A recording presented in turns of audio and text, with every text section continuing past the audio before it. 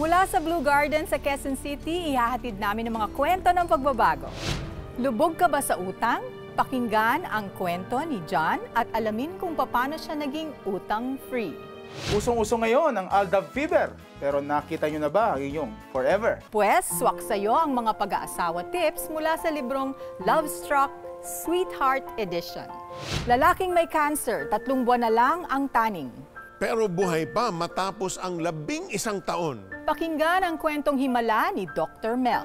Totoo nga ba ang Diyos? Tatalakayin natin yan sa The Bucket List. Doktor na nagtangka umanong mang-rape, itiniwalag na ng malaking sektang sinalihan niya. Ngayon gusto nang magpatiwakal.